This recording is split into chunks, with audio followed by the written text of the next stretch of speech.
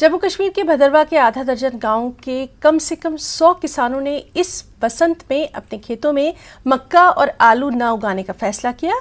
इसके बजाय उन्होंने सुगंधित पौधों टागिटिस मिनिटवा को चुना। दरअसल भदरवा के किसानों को बंदरों से मक्का, आलू, सब्जियों और सेब की खेती को भारी नुकसान होता है, लेकिन अब किसान टागिटिस की खेती कर रहे हैं और खुश नजर आ रहे हैं क्योंकि अब उनकी खेती को बंदरों का खतरा नहीं है। उनकी कमाई भी 3 गुना बढ़ गई है।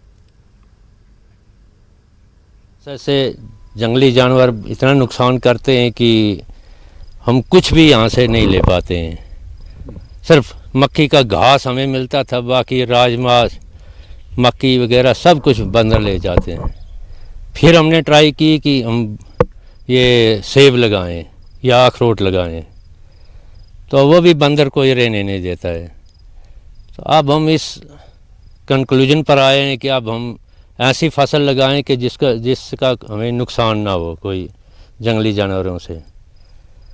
तो हमने टाइटस के बारे में हमने ये इस साल शुरू किया है प्रोजेक्ट में। तो हम देखते हैं अब इसमें कितनी आउटपुट निकलती है।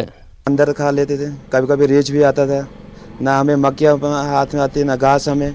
तो इस साल मैंने 5 कनाल ज़मीन में तो 25-26 हज़ार कमा लिया पैसे। मैं आगे बोलूँगा मैं अपनी ज़मीन सब ज़मीन में यही लगाऊँगा।